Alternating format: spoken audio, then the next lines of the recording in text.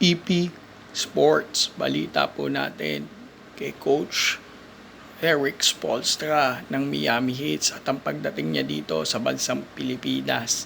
Balitang-balita din ang kanyang paglapag dito. Alam naman ng ilan sa atin na si Coach Pat Riley ang naging mentor ni Coach Po pagdating sa coaching.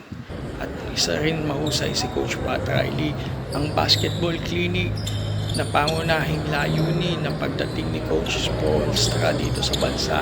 Ang layo nito ay magturo sa mga kabataan ng mga drills tungkol sa basketball at mas lalong paglalimin ang kanilang determination at hard work pagdating sa court. Sana naman maging fruitful para sa mga kabataan na makinig kay Coach Spo. Talaga namang isang napakagandang balita nito sa larangan ng basketball sa ating bansa. At ang isang katulad ni Coach Po ay bumisita. Binalita rin ang patungkol dito na kay Jordan Carlson. Sabi ni Coach Po, malaking addition talaga sa Gilas Pilipinas si JC. At gayon din si Kai Soto. Si Kai Soto rin ay isa sa mga ini-scout ng ilang NBA team. Hindi natin alam, maaaring ini-scout din si Kai Soto.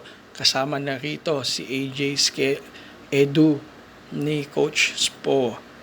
Kaya balitang-balita iyon. EP Sports knows the game.